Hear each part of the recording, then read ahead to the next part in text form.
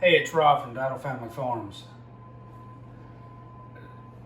I don't know about you, but I've found it to be incredibly difficult sometimes to sort out how to cook different healthy recipes. Sometimes they're so complicated and they're made with ingredients that are just hard to find. Sometimes they're just not good to eat. Sometimes they take forever to cook and it's just not worth the hassle because who has the time to spend all day in the kitchen every day?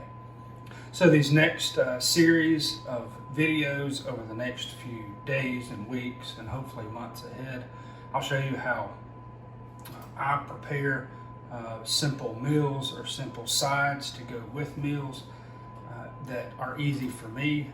I'm not the best cook in the world, don't have a lot of time, and sometimes I feel like I'm stretched way too thin. So these simple ideas or these simple recipes help us a lot. Again, when you watch these videos, you'll think, hey, well, he's making a huge mess and it's not a typical cooking show. To be honest with you, it's easy to cook on a cooking show when everything's put together. This is just the way I do it. It makes a mess, we clean it up, and we move on.